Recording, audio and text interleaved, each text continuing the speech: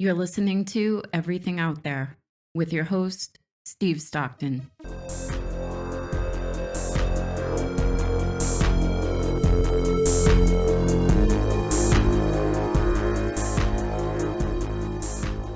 Hello, friends. Hello, and welcome back. Steve Stockton here with you on Everything Out There on the Clyde Lewis Ground Zero Radio Network. Thanks for joining me tonight. I'm very happy to have a special guest, the Cryptid Huntress, Jessica Jones. You probably know her from her YouTube channel. Jessica, come on in here. How you doing?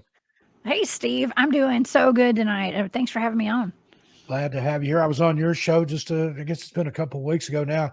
Time's flying. I just got this baby on the way, and I've got baby brain. He's going to be here from the time that this is being recorded, 2 weeks and 5 days. So it's, I remember when it was 40 weeks, we figured out January 1st that we were expecting, and we're thinking, wow, 40 weeks, that's a long time.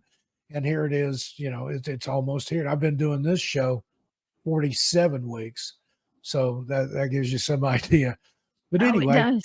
For the people, I'm so excited for you. Yeah, you wouldn't believe this place. It looks like baby warehouse in here. He's already got more stuff than I do. But for the people that don't know you, and I'll have links to your show in the show notes. But let everybody know who you are, what you're all about. Just give us a bio there, if you would, Jessica. Well, I am Jessica Jones. I am also known as the Cryptid Huntress, and that's because I've had some shows on YouTube and online. I was a host at Space Out Radio for some time, and I have my own channel where I talk about cryptids, but that's only because I am a longtime Bigfoot field researcher. I actually am a paranormal investigator, a field researcher of all things cryptid and paranormal. I'm based out of Georgia, so I do investigations all over the Southeast. And actually, I've been all over the country doing Bigfooting. I work with people from all over the country. We go out there in undisclosed locations. I don't ever give our locations away because we're doing ongoing research at all these places. But all the spots that we research are paranormal super spots, super paranormal hot spots, areas of high strangeness, comparable to that of Skinwalker Ranch. Every single one of those places, we've had everything from lots of Bigfoot activity up in the North Georgia mountains to dogman tracking. I go out with I'm on a brand new team called Cryptid Warfare Operators, and we've been going out to Alabama and Tennessee doing some dogman hunts and skinwalker caves. Okay, I've been investigating skinwalker caves this past year. It's exciting. It's fun. It's dangerous. It is an adventure. And I love it. I wouldn't change it. But I'm able to go and talk about a lot of my adventures on my channel, the Cryptid Huntress. And I get to interview people from all over the world on their cryptid investigations and their research too. So I am just living it up. I'm having the best time doing it. And here I am tonight with you, Steve. Yeah, and I appreciate you coming on. That's quite a resume there, and I love a lot of the stuff that you're into. Now, you mentioned skinwalkers. I was in thing with Seth Breedlove. Have you ever had him on or interviewed him or anything? Not yet. Small Town Monsters. Mm-hmm. He's a documentary video maker, and I was in a video that just came out a little while back called The Skinwalkers, American Werewolves 2. And this was when I lived out in the high desert, New Mexico. They came out there and interviewed me, and that was a lot of fun. I found out a lot more about skinwalkers and stuff than I knew. What have you found out about them? What's your take on the skinwalker? Well, I had never investigated skinwalkers before, and I've done a lot of investigating, lots of boots on the ground research in all my years. I started doing this around 2011, and I'm on 4 different research teams now. I didn't know what to make of skinwalkers. I mean, I've actually done several shows on skinwalkers. I've done a lot of research on them, but I'd never had up close and personal any kind of contact with a skinwalker before. I'm not sure if I did. Actually, there was one incident. I did take a camping trip many years ago up to around Cherokee, North Carolina, and I did a camp out with 2 elders of the Cherokee elders. One was a fellow named Chief David, who was a good friend of mine. He took us up to the top of a mountain, and we spent the weekend up there, me and my cousin and his fiance at the time. And We just went out there to go have fun and look at the spaceships over Cashers and to see what happened, and we to see what would happen, as far as the UFOs coming in and stuff. And he told me there was some Bigfoot activity in the area, and there's another gentleman with us named Will, and Will was a medicine man. They're both medicine men. They're both, Will's a medicine man, a shaman. He started talking to me about skinwalkers and how he could actually turn me into a skinwalker if I wanted it. And I'm pretty sure he was kidding around with me, but he was being serious. I hope so, but yikes. Yeah. He told me, he said, I could turn you into a skinwalker. You don't want to, but I could. And at some point in the night, we were having a pretty good time. We were having a lot of paranormal, strange activity was going on around the camp. We were hearing noises coming from the bottom of the mountain, and David kept telling us, that's that family of Bigfoot that lived down there. And I'd already been taken all over the reservation to. Will actually showed us where all of the Bigfoot sightings had been, because he's the person that everybody there calls whenever there's a Bigfoot sighting. So he went and we drove all over the place, and he showed us every single location where Bigfoot sightings had been, explained them to us. We even went to Judaculla Rock. Okay, that day we had it was amazing. I made a video on 13 past midnight about Judaculla Rock and the legend about the giant scratching all that in there with his finger. Last time I was there, now it's been years and years ago. They had a boardwalk there around it, but there was beer cans and people climbing on it and all kinds of things. You've probably been there since I have. Is it still kind of in a state of disrepair, or did they kind of go about protecting it and restoring it a little bit? I haven't been there in at least 12 years, probably. It's probably You've been about there 12 since years. I have, then it's probably been closer to 20 since I've been there. Okay, well, it was actually nice and clean. They did make a boardwalk around it, kind of, but I don't know if the total boardwalk was around it. But we were able to go right up to it, and we were right there on it. It was beautiful. There was people like letting their kids climb on it and stuff. And I was like, it's a petroglyph, man, like chalk type stone or something, and that's not going to last forever. So I think they ought to, I don't know, be a little more vigilant with letting people climb on it and stuff. But anyway, I digress. I'm sorry. Go ahead. Well, there are rules against it. You're not supposed to do that. Okay, you're not supposed to do it. I have an up close picture of me on it. I'm kind of leaning up against it a little bit. And back then, there weren't any signs that said to stay off of it. And so do not do as I did, anybody, if you go to Judaculla. But we had. Okay, so we went to Judaculla. By the way, there's a story of, for the people who are listening who aren't familiar, there's a story of Sukalu, who guarded Judaculla Rock, or Judaculla, and it was a giant. I believe it was probably like a Sasquatch, but it was a giant that lived there that would fight the Cherokee warriors that would come out there, or the hunters that tried to get anywhere near this big rock that it's a big petroglyph, a bunch of petroglyphs all over it, and so anyways, it's a long story, but look up Judaculla Rock if you get a chance, in Sukalu. So we were up at this mountain, and it was getting kind of late, and Will stands up and looks right behind me and starts yelling in this old, like, ancient dialect of Cherokee that no one even speaks anymore. He might be one of the only people that even speaks it. And he starts yelling at somebody behind me or something. And he was very forceful in the way he was talking. And, of course, yes, it could have been him just trying to scare the pants off of me. But I didn't take it like that. I felt like there was something behind me, because I'd been seeing something circling the camp all night. It looked like a shadow figure. But he said that there was a skinwalker, basically. He told me after he banished it and told it to get out of there, he said, well, that was a skinwalker. And I told him to get out of here. And of course, like 30 minutes later, they get in their truck and they leave me up there with my cousin by ourselves to fend for ourselves all night with the skinwalker right there behind us in the camp. So to this day, I'm not positive if it was a real skinwalker or not, but it seemed very real, especially to him.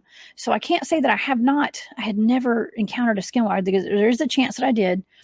But I got a call from a lady named Farah, who knew that I do Bigfoot investigations, and she and her husband had just bought a home up in Tennessee.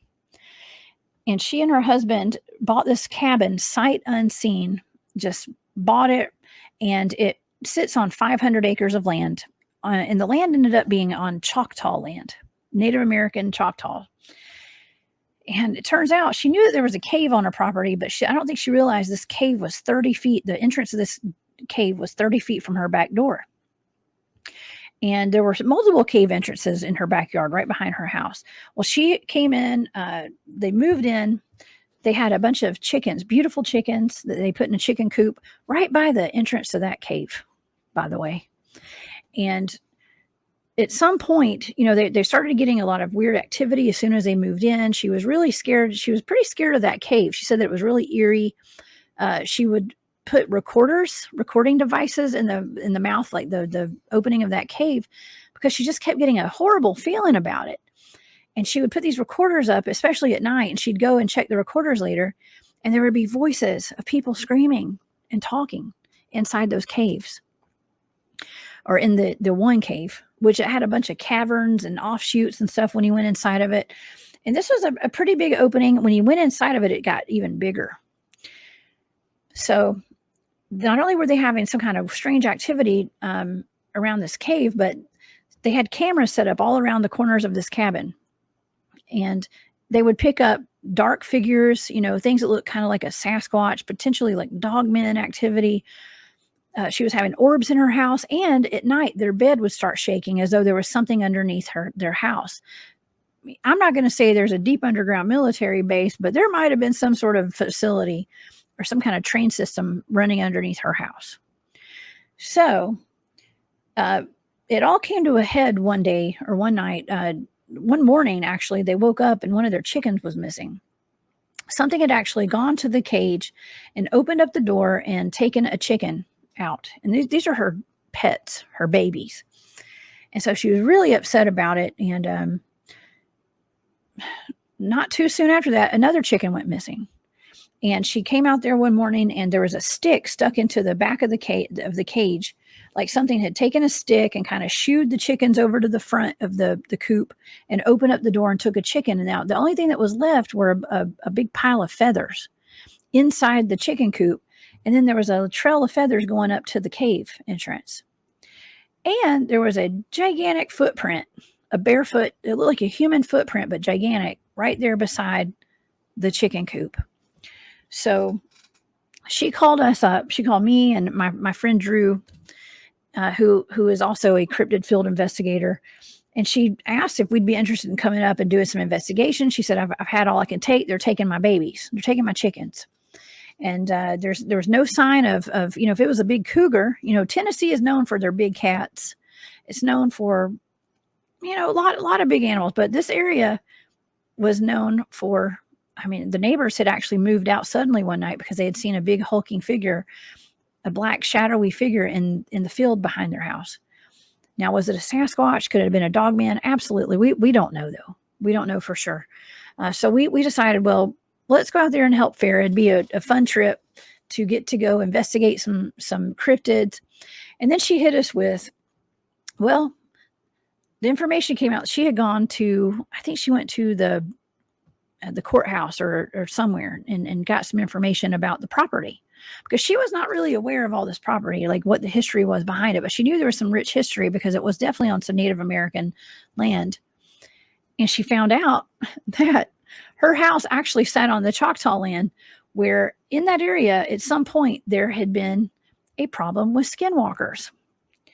And a Choctaw shaman, a medicine man, had actually banished multiple skinwalkers to that cave right at her back door and sealed the cave spiritually and energetically.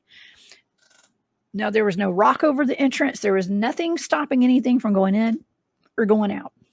However, but they were supposed to be sealed inside this cave, and that was what she was told.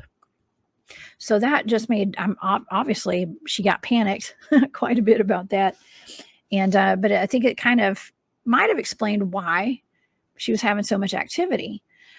Well, when I got word that there were actual skinwalkers in this cave, I knew that that's something that I had not dealt with before. And as a cryptid field researcher, we need to be prepared for anything. Okay, hope for the best, but expect the worst. And so what I had to do was I consulted with a very good friend of mine, named William Nighthawk, called him and messaged with him and asked him, told him what was going on. And I said, what do I need to do? Is this even something that I should be messing with? Of course it wasn't. That's not something I should be messing with. But I'm there to help. Anything I can do to go help. The point of the trip was to go scout it out, explore it, see what's going on there, and then we'll go from there. And so my friend gave me some really good information about what to do to protect myself, my team, what to do as far as, I will admit, I do carry weapons. Okay. I am the kind of lady that goes into the woods, never unarmed. And so, but we were given basically instructions on what to do when and if we do encounter skinwalkers or any kind of, even like pale crawlers too. And I can't give out the exact information publicly, but I can tell you it was very similar to hunting vampires, which made it even more exciting and creepy. Oh, wow. Yeah, that's something else. I'm imagining silver bullets and things like that. I won't push into that corner, but we'll let the audience conjure up their own idea there. Oh yeah. So, and a lot of blessings and stuff. I mean, it's a very we went into spiritual battle. So the things that we are hunting, the things that we are looking for, the things that we are encountering are not just in this 3D reality. We're dealing with things on a spiritual level as well. And that's with all the cryptids. Okay. That's anything we're going out there to go look for. It's not just in this physical. And that's why when people say, oh, they want to, some people like to argue like, oh, Bigfoot's just flesh and bone, flesh and blood. Well, yeah, it is. And humans are just flesh and blood too, right? Well, no, we actually have supernatural abilities. So do Bigfoots. So do dogmen. So does anything we're out there investigating. There's always there's a spiritual element to just about everything out there. And so we have to be ready for that. I agree. Absolutely. Oh yeah. So we geared up. Okay. We had a team with us. We had a full team. Some of the guys, this was the first time I'd ever actually gone out with most of those guys to do an investigation. And it was a very thorough investigation. These guys are actual, retired military guys, a lot of them bounty hunters, former, Army guys, Marines. We were ready to rock. Okay. When we got there and we did some investigating and, Steve, it was the oddest thing. When we got there, I'm trained extensively in tracking, human tracking, animal tracking. So are all the guys that were there. We got up to this cave and we expected to see footprints of some kind of track lines, because these chickens are being taken. There's a line of feathers going up into these caves. You expect to see footprints, human, animal, Bigfoot, whatever, just something. And we got up to this cave. And it was almost like as soon as you walked into the entrance of that cave, it was like walking into another world. It was literally like we walked through a portal. And as we got up to this cave, we were looking around. We were checking for sign of any kind of animals, cats, anything. There was nothing. There was nothing. The floor of that cave was pure mud, with zero tracks, no humans, no sneaker prints, no barefoot prints, no nothing. So whatever was going in, whatever was taking our chickens, either it was leaving out somewhere else or climbing a wall as soon as it got in there, or maybe it was going through a portal or something. I don't know. But we got back in that cave pretty far. There were actually 2 different caves that we researched while we were out there. The guys went into another cave across the road that connects to that cave on her property. And they did actually, Steve, they always say, don't whistle out in the woods. Don't whistle. Well, guess what my guys did? They whistled in the cave. My granny used to talk about that. Don't whistle in the woods after dark. And she was serious about that. That wasn't just, superstition. Well, it might have been some superstition there. She was from the Cades Cove area of the Smokies. She was born up there before it was a national park, like in 1890, I think. It was my mom's mother. But you can call stuff to you inadvertently. And that was what she believed. Well, the guys were down pretty far deep into this cave. They were actually having to rappel down a little ways. I like caves okay, but I am not a I'm not a caver. I don't want to be a caver. Okay. I will protect and guard the mouth of the front of that cave with all I got while everybody else goes in and squeezes through those crevices. Okay, y'all go have it. I'll protect you from the front. But the guys went down in there, and at some point they got pretty far down in this cave, and Drew said that something peeked its head around a corner in front of them. And they all sat there. They were kind of watching and waiting, trying to see if it was going to peek its head around the corner again. And he let out a good whistle. And what looked like a pale crawler peeked its head around the back of that cave, around the side, the corner of that cave. And it ducked back in. And they never saw it again, but there was definitely something in there. And they actually got it on video. So it was an interesting trip. It was really fun. We ended up not seeing any skinwalkers. We did not even have any kind of dogman activity. I mean, we scoured that land with a pretty fine tooth comb, all that farmland that was out there, and the caves. And it was a great investigation. We do plan to go. We'd like to go back. We're trying to get a trip back to go up there to do some more. But that was my first Skinwalker cave investigation ever. Yeah. I've never been in a Skinwalker cave that I know of. Now, I have been in some caves, and I'm with you on that. I don't care for caves myself. You get in there and you're thinking about, all this tons and tons and tons of rock up above you. What if there's an earthquake or something? I would not want to be trapped underground. I've had dreams about being trapped in like a mine cave in or something, probably from another life, if you believe in reincarnation or things like that. But yeah, I've been to Mammoth Cave. I've been to Bell Witch Cave in Adams, Tennessee. Have you ever been there? Have you ever been down to Adams? I'm planning on going. I have not been. I actually am friends with John Bell's 5th great grandson. Oh, wow. His name's Derek. He's been on my show before, and I would love to go up there with him sometime. And my friend Bryce. We've talked about Bell Witch Cave a bit. I was given that as a remote viewing target at some point to try to figure out what that haunting was about. I hope you didn't come home with a rock on your shoe. No, I didn't take anything. Chris Kirby, that her and her husband own that property. She's a good friend of mine. And one of the times that I went down there, I think it's like in the middle of summer or something. And there was nobody there. Maybe school had just started back. I don't remember. But anyway, I was the only one there that day. So I got like a private tour, and it was frightening. I had, I think it was the first professional digital camera that I ever owned. I had that with me. And I got some weird things on pictures down there. She had like a little gazebo area up in her yard there. And we sat down there and I reviewed my pictures. And there was stuff, Jessica, in those pictures that was not there in the cave. She's like, I don't know what that is. I mean, there was stuff that looked like 2x4s, like the shadow. There was things that wasn't down there, but yet it showed up in my pictures. And then, and she's probably got a lot more now, but back then she had a couple of photo albums that she brought out, pictures, some that she had taken, some that other people had taken and sent back to her.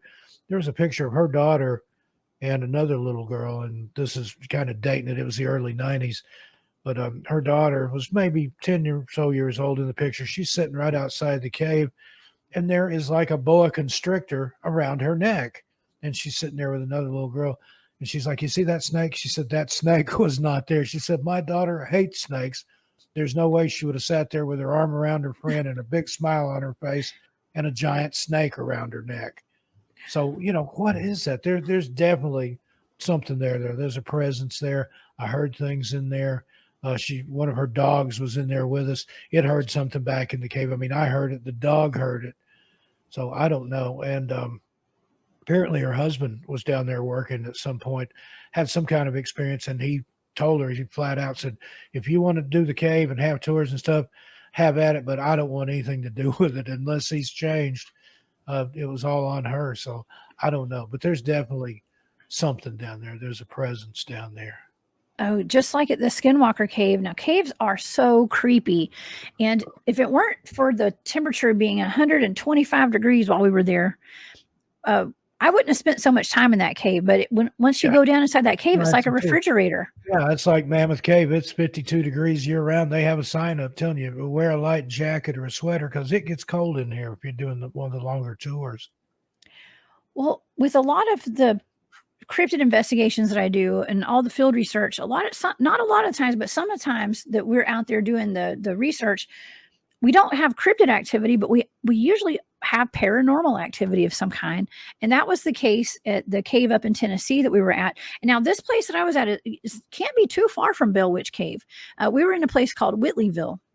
And it's the north part of Tennessee, right at that. I think it's like the Kentucky border right there, right in the dead center of Tennessee, right north. Okay. Now, I've been to Whitley City in southeastern Kentucky. Is it near there? It could be. I'm not sure. I'm from Georgia, so I don't know my towns up there. There's a lot. You're close to Cumberland Falls. You're close to Somerset, and I'm trying to think of what else is up there. But Whitley City, Stearns, that area, they have the big South Fork Railroad tour that you can do up there. That's pretty in the fall of the year. But I bet that's where you're talking about. That's another weird area. I had some strange encounters there and met some people that had some strange encounters in that area too. Another story for another time, though. Sorry, go ahead. I just want to interject that. Yeah, that's great. So we pulled out the ghost hunting equipment while we were out there. So Farrah and I were actually the woman who owned the property. She and her husband, Farrah and I were actually, we kind of stayed behind while the guys got way far deeper into that cave. And so they were doing their cave exploring. And she and I I brought my ghost hunting equipment and stuff that I usually use on our cryptid investigations too. And she had some ghost hunting equipment.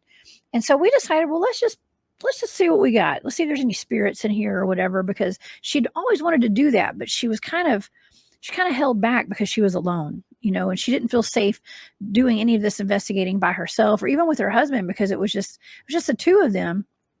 And this was a really creepy place, very creepy place, but she had to live there. Right. So we got out the my REM pod. We got, she had a SLS camera, which is one of those cameras where you point it in towards whatever you want to film, and it's got that kinetic what is that called? It's some kind of kinetic technology that the ghost hunters use, and it show you, like, people show up like stick figures. Okay, so if anything shows up, if there's any kind of paranormal, like a person there, even if we can't see them, they'll show up as a stick figure. Yeah, I think they've got those like on Teslas and some of those high-end cars. I've seen that where people would drive through, say, a graveyard, for example, and you can see these stick figures walking through on the screen when there's nothing there. Or following people home. Have you seen those videos? Yeah, I have. That's some scary stuff. Super scary. It makes you want to maybe rethink going to the cemetery so often. But so we got some of the equipment out. I had my dowsing rods with me. And we started asking some questions, and we were getting a lot of answers back, and we were getting voices on our EVPs on our recorders. And at some point we had that REM pod set up, and we had the kinetic camera on it, the SLS camera pointed towards the REM pod. And this was when the guys got back, and we were all sitting around we had a campfire right outside the front of that cave. We had a campfire and we had some chairs, but none of us wanted to put our back towards that cave. I know it sounds crazy, but like none of us felt safe putting our backs towards that cave, because it just constantly felt like something was going to come out at us. And so we're sitting there watching the cameras and stuff. We're just kind of hanging out.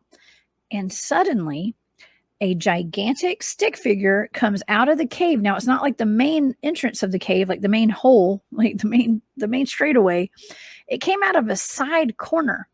This gigantic figure crawls out of the hole, out of one of the caverns, and it climbs down the wall, and then it comes and it stands right in the very front doorway of that cave, and two little tiny people come crawling out beside it, climb down the wall of that cave, and one of them jumps on the antenna of my REM pod and starts dancing around in circles.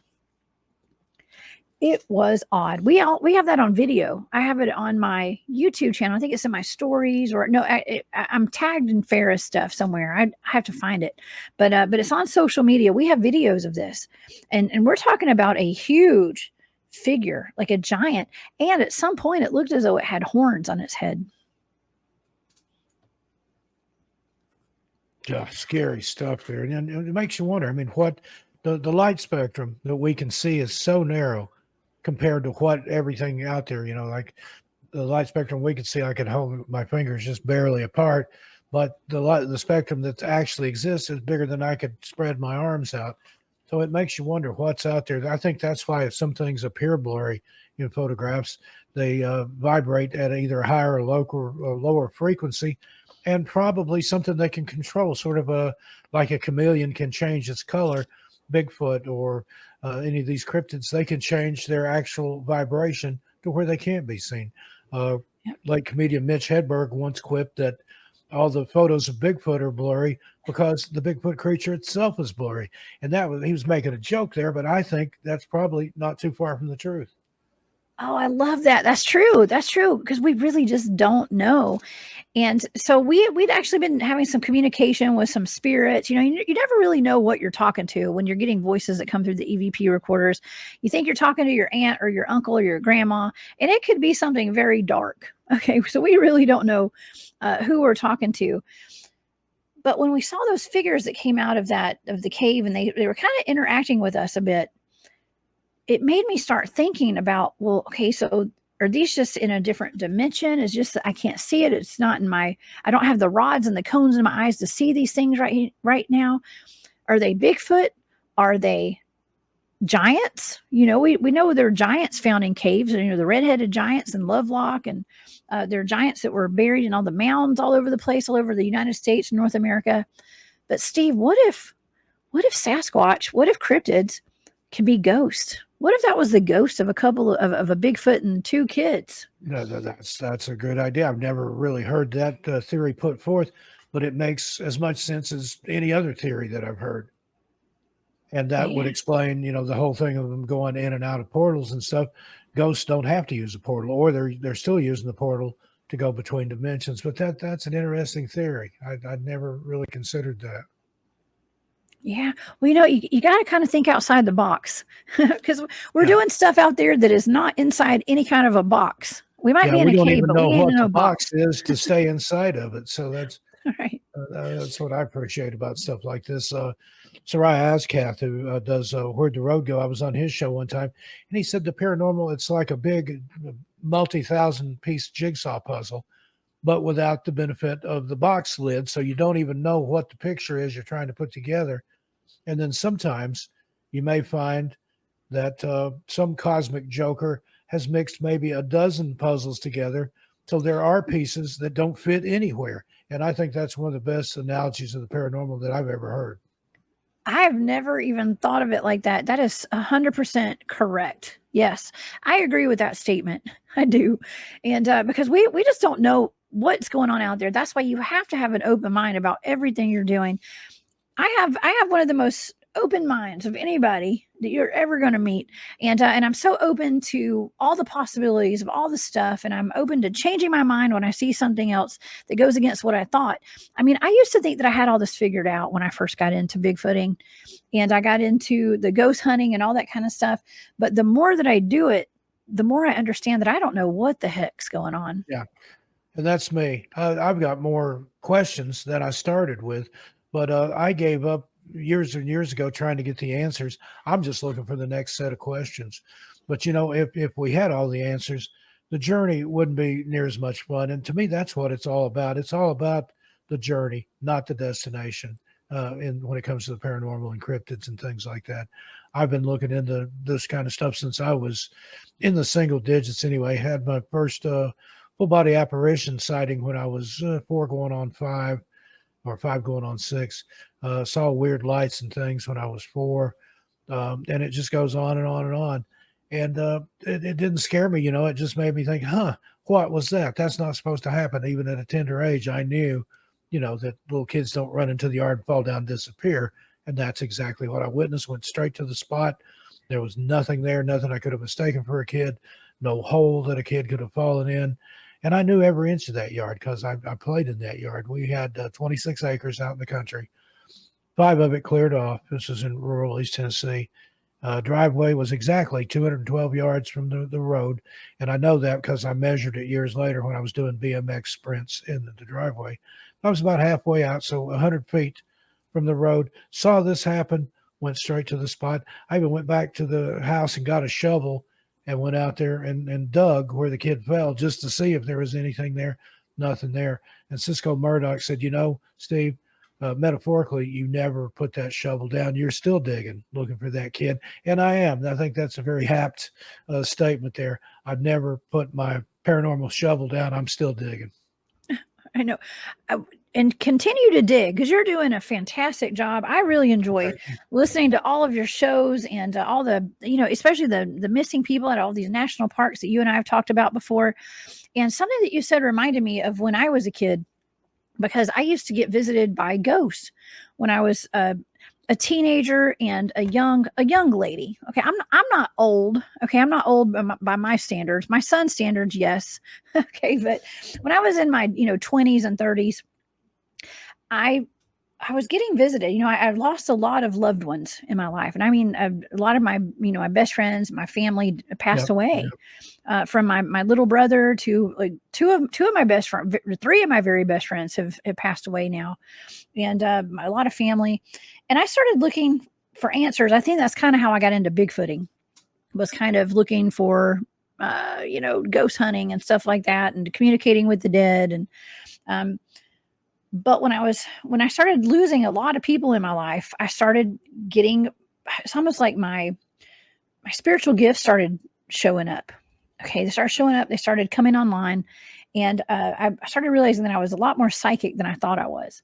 And I was seeing ghosts. And I would wake up at night and there would be people standing around my bed.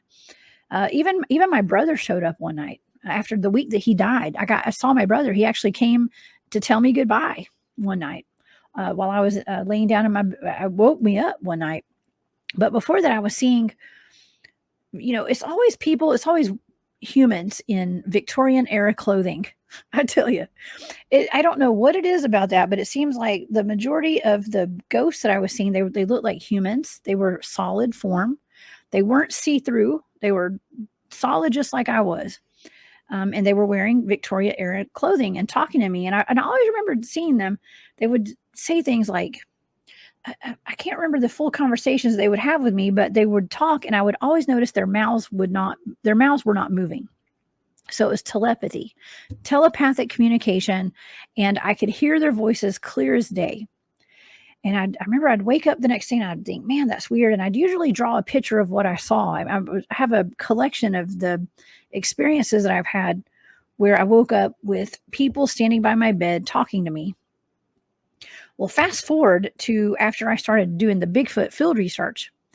And right off the bat, when I started doing the Bigfoot field research, I was having contact with ETs and UFOs in the field. Okay, I'd not had a contact that I knew of, but I knew that with ETs, but I knew that I was seeing UFOs in the environment whenever we were having Bigfoot activity. And let's just say that I went home after some of this contact happened with these UFOs and stuff, and some missing time incidents that I had out in the field. I would wake up at night and I would have ETs in my bedroom. And there were two instances where I woke up and there were ETs in my room and they were talking to me, standing by my bed, and their mouths were not moving. Okay. And it was the same scenario that I had when I was younger, but now they're ETs. So that made me start thinking really hard. Of course, I thought about it all the time because I was like, man, this is really weird. I've got ETs in my room, and why am I Bigfooting now? Okay, I'm Bigfooting. I don't want to be abducted by aliens, but apparently this is going on. I don't know what's going on. Okay. And, but I started thinking, well, what if when I was a kid or when I was younger and I was seeing Victorian era humans sitting by my bed talking to me and their mouths weren't moving? What if that was ETs all along and I was just getting a screen memory or something of, or they were portraying themselves as humans so it wouldn't scare me. But they were actually ETs the entire time. That's a thought. I had a black-eyed kids encounter back in the 90s, and I've often wondered, especially in the last few years, if it was two little girls at all. I think it was either aliens or grays or maybe even something demonic. And because that's the energy that I got off of it, the demonic side of it. I think that's just the way it was presenting itself. That no telling what it was, kind of like Whitley Strieber and his owls. I don't think what I saw, what I perceived was at all really what it was. I've come to that conclusion in recent time. I too have had a black-eyed human encounter, and it was pretty scary, but it was when I lived at a very haunted apartment in downtown Atlanta. I lived in an old house. It was actually on some land where some of the Civil War had been fought. A lot of bloodshed had happened, and that's kind of a recurring theme with a lot of these hauntings that I investigate.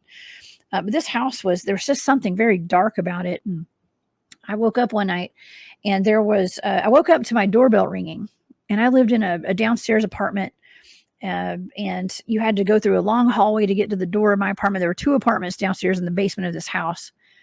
And I'd already been having a lot of bad, just weird, terrible activity. I mean, I'd come home at night. It was in the bar district of Atlanta, and kind of very seedy. Let's just say seedy. Seedy is a good word. Okay. Now it's like all the rich people hang out there, and they've got condos everywhere. But back when I lived It's there, been gentrified. That's what it yeah, was back in the 80s when I'd go down there for the weekends and stuff. And we go to, I think it was Limelight or something was the place down there, or we go see shows at the 688 Club or mhm. the Fox Theater. I saw one of the best shows ever at the Fox there. I saw The Cure. It Oh, was just wow. an amazing theater down there. I'm sorry, go ahead. Oh yeah. Well, this was just right down the road from like the Masquerade. Oh, the Claremont Lounge. Okay, if anybody who's listening from Atlanta, if you know the Claremont Lounge, it was Yeah, on the same street that I Masquerade. I lived on. think that was the same Masquerade. one that used Yeah. to be the Limelight, but Yes. Yep. Masquerade that had Heaven, Hell, and Purgatory as the That's three-level it. club. That's Oh, it. Been there. it was walking distance from where I lived. Yep. And so the Claremont Lounge was actually on my block where I lived. Okay. And that's y'all look it up. I'm not going to get into detail about that. Okay. But when I say seedy, I mean seedy. And but it was also beautiful at the same time. But I came home. My friends would go out. We'd go, and that was back when I was young and wild and free. And we'd go out, and we'd have a couple of drinks or something, and we'd go to MJQ, and we'd go back to my friends would spend the night sleep on my couch. They'd stay at my house and stuff sometimes. So nobody had to drive home. Nobody had to get a cab or whatever, just come to my house, sleep on my couch. And so my friend Whitney, R.I.P. Whitney, one of my best friends, she passed away a few months ago. But Whitney would come home to my house with me quite often. And she was a bartender in town too. So everybody knew Whitney. But we came home. She came to my apartment twice, 2 different times. It was always when Whitney was with me. And we could hear a buzzing sound in the apartment. Okay. And there was a door there, and you could had a window in it, like up high, and you could look down and see my door to my apartment. But you had to have a key to get in that door. And then you had to go down. You pass my laundry room on the right, and then you get to my door. And I remember going down the stairs to the back of where you go into the apartment, and we heard a buzzing sound. And I looked into that window because something felt off. And I am not kidding you, there was a blanket of flies that covered the entire ceiling from the front of the hallway all the way down. You could not see the white ceiling at all. It was covered in like millions of black flies, and you could just hear it buzzing. And I have never experienced anything like that in my life. I experienced it one more time. It happened twice when I lived there, and Whitney was with me both times and witnessed both times that happened. And so I remember just thinking, man, I'd already had a bunch of weird haunted stuff that was going on at that place, where a black mass had floated out of my bedroom one day, and it flew past me, and it knocked me into my kitchen cabinets when I was bent over trying to get some cat food out from underneath my sink in my cabinet. And it knocked me down, and it went flying into the closet in my living room. I'll never forget that. But we got home, and there were flies on the ceiling. I remember opening up the door, and I said, just duck and run, girl. Duck and run. I don't know what this is, but just duck and run. Let's get to my apartment. And if there's flies in my apartment, we'll leave. Okay. We should have just left, period. But we didn't, But we heard buzzing all night until both of us fell asleep. And the next morning they were gone. And there was only a couple of dead flies on the floor. Those flies were completely gone the next day. So I should have moved out immediately, but I stuck around for a little while. Had it happen at least one more time. I got a doorbell ring early in the wee hours of the morning at some point. And I opened up my door, and it was before we had Ring doorbells. Okay. So I didn't know who it was. I had to go look for myself. I figured it was a friend that had been drinking and needed to crash on my couch. And I got down to the door, and I kind of peeked out the window, but in the shadow, so maybe they couldn't see me. I kept all my lights off. And I looked out, and there was a gentleman standing there, and he was looking right at my door, just staring at my door. And he had both of his eyes were completely black. There was no white in his eyes. It was just an eyeball of just black, both of them. And the first thing I thought immediately when I saw him, I said, man, he has no soul. That's scary. That is scary. Mm-hmm.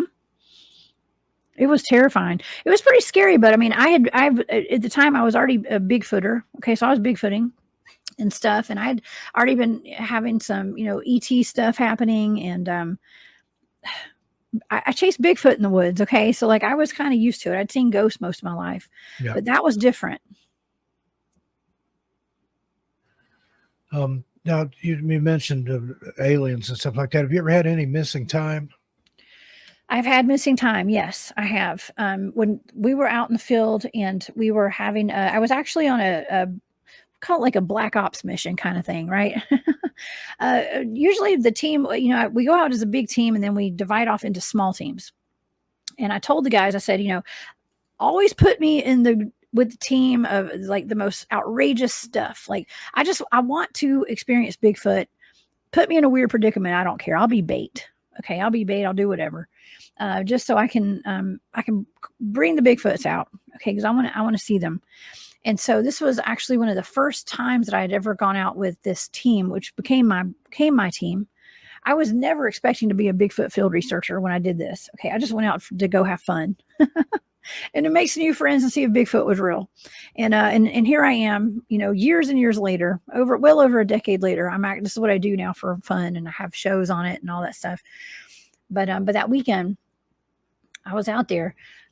We had some really interesting activity the first night I was out there. And so the team was like, well, hey, let's send a satellite team out there tomorrow.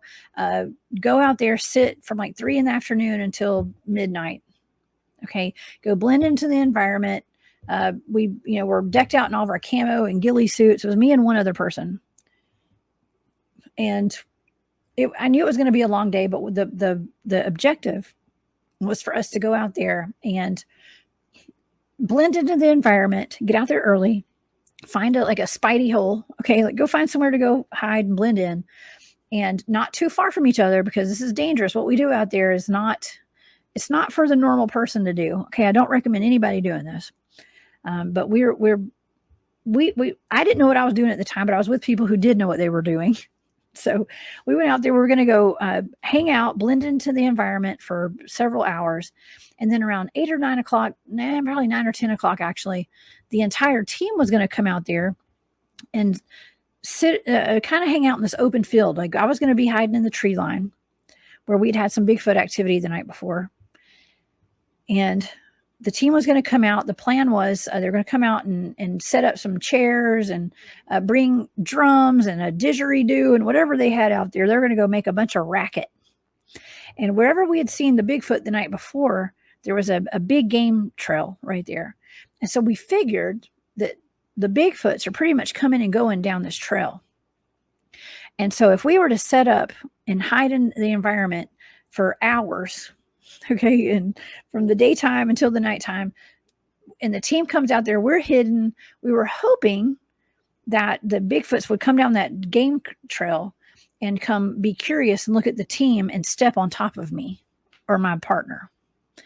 Okay, so whenever the team goes out there and they're being loud and making a bunch of racket and being annoying campers, you know what I mean? So we sat out there. It was a long day. At some point, I got my EVP recorder out. I had a voice recorder that I put on my knee, and I just kind of had it turned on. I was like, I got a couple of recorders, I'll keep these on. I'll change the batteries out if they die. And just to have it out there, let's just see if we catch anything. And I didn't turn it on till the sun went down. The sun was going down. And so I turned my EVP recorder on. It started getting dark, and my buddy and he was sitting about 3 or 4 feet from me. We both had our backs to a tree. He was wearing a ghillie suit. I had on all camo, and we were trying to be as quiet as we could, but we were whispering. You can hear us talking in the recording. And as it got dark, we decided right before it got too dark, we're going to check our equipment and make sure the time was right on it and make sure the batteries were full. And so we were looking at our equipment and we realized, well, man, this, some weird stuff started happening. We started noticing that the time on his equipment had gone forward an hour. Mine had gone backwards an hour, or vice versa. And we thought, man, that's weird. But okay, we didn't think a lot about it, but we took note of it. And so as we're sitting there kind of talking, you can hear us in the recorder talking about life and, whatever was going on in the world at the time. We noticed a light showed up on the side of the mountain beside us. And we're watching this. It looked like a big orb. And it was going in a straight line from right and then back to left, right and left, just going back and forth across the side of this mountain. And it was kind of big, but it was small from where we were sitting. It just looked like a light, and we were trying to, your rational brain kicks in, and we're trying to think, well, is there a road on the side on that mountain? Is there a trail?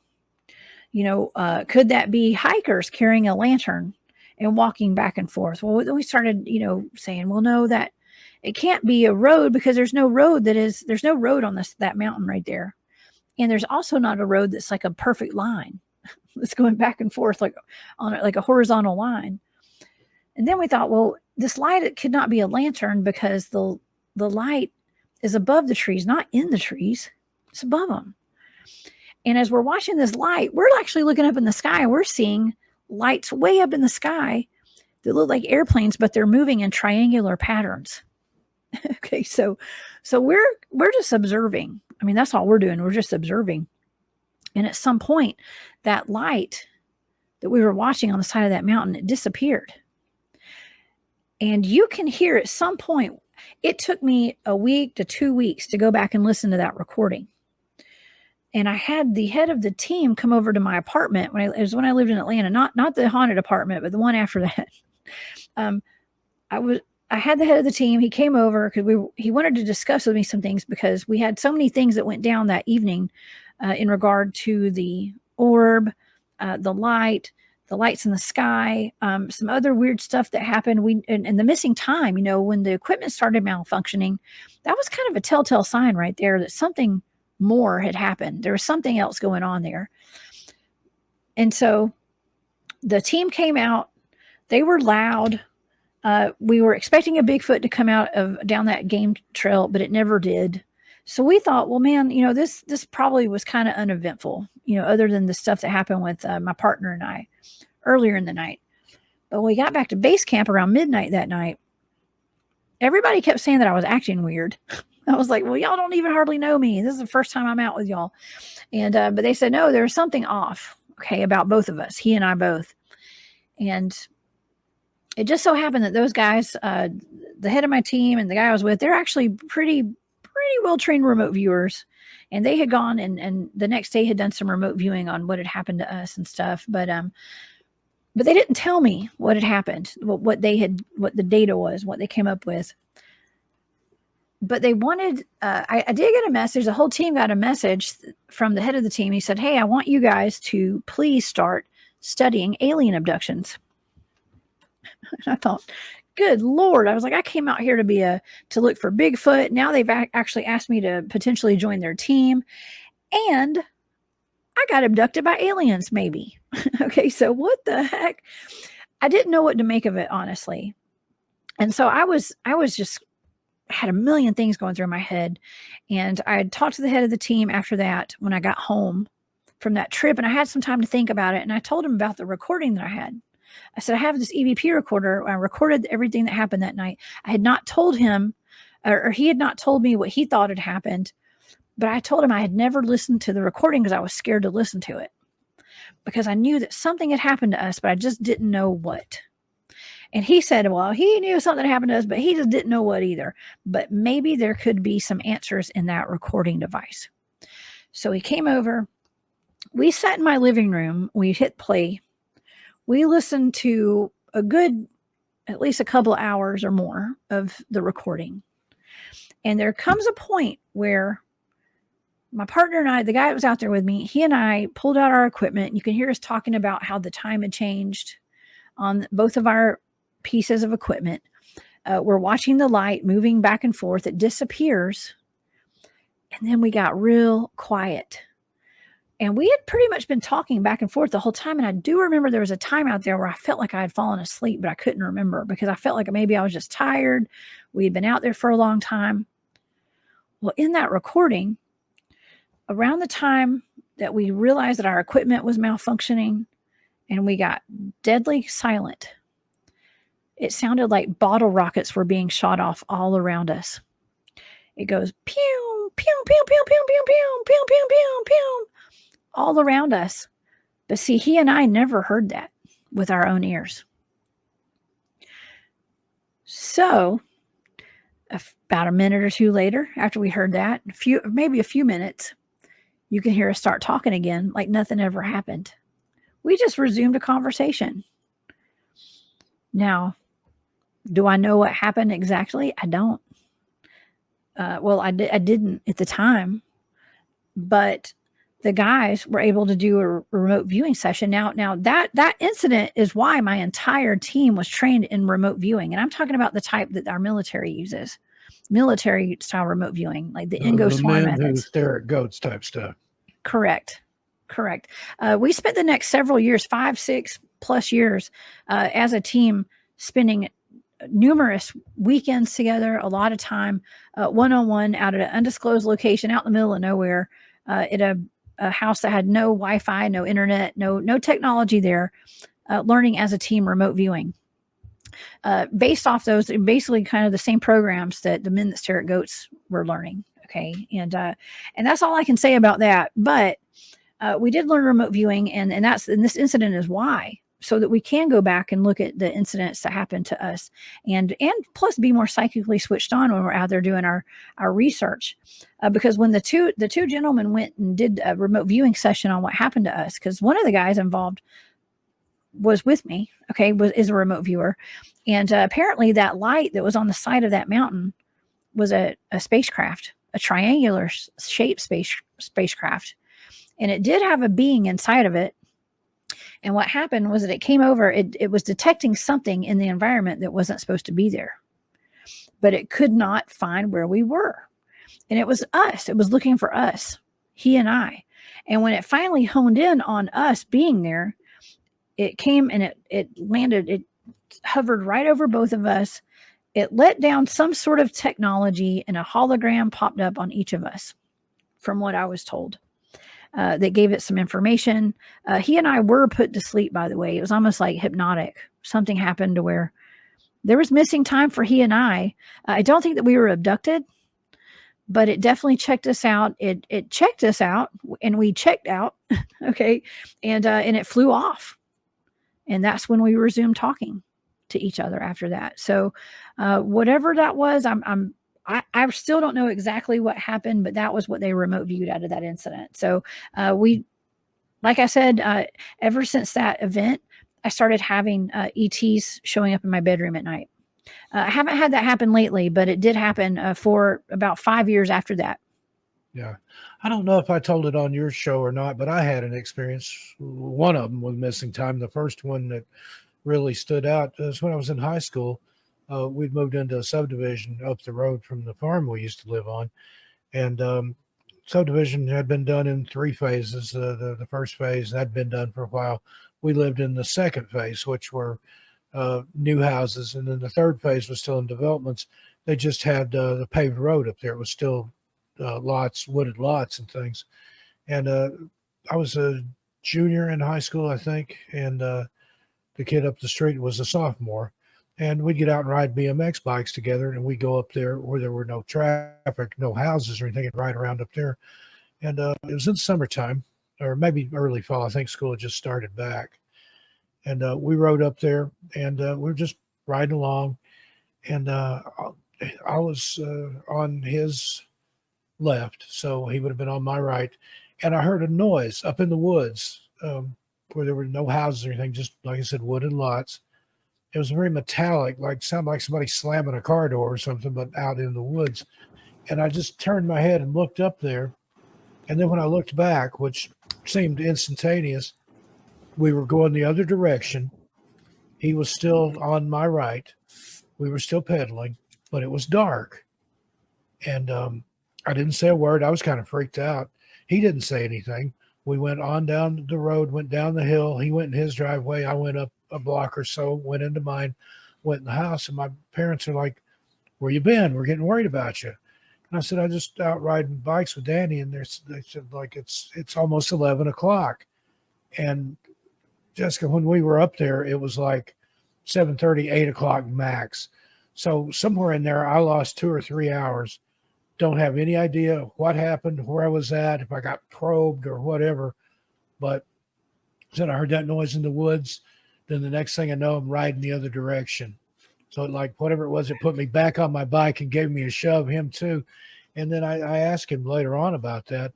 And he said, I thought that was just me. He said, I thought I was losing my mind. He said, that's why I didn't say a word. I went to my house and we both kind of pondered and sweated over what that was. But we both experienced the same thing, the missing time. To this day, I have no idea. And I've had people say, you know, why don't you do a hypnotic regression and see? I don't really want to know. I'm sure it's not anything good.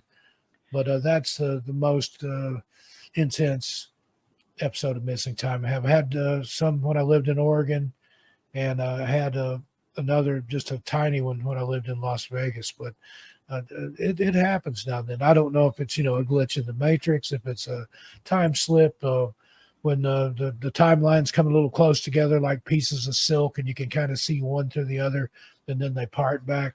I don't know, but I've experienced, and that's the most frightening, most disorienting thing when it's over with.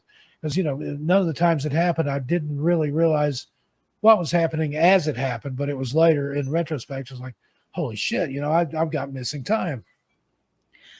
Yeah, you know, I'm with you on the not wanting to get a regression done at some time. You know, it's not that I don't. It's not that I'm not ready for it. I just don't know if I even want to know about some of this stuff. I do think that I will probably get one day because I've just had so many different encounters, and I have had that at least one missing time incident. Now, Steve, I got to tell you something really strange. I was hiking into this place we call the Meadow. It's one of my research areas. And I was with one of my teammates and his daughter, and we were walking into the field, and it's a long hike into this place. And you have to pass by, you know, there's a water source nearby and, you know, running water, which makes white noise, right? And as we're walking past, this is dark, it's at night. We're walking past this water source. We come to this water source. And as I'm hiking, I think I'm in the middle. Okay. And there's, you know, one person's behind me, one person's in front of me.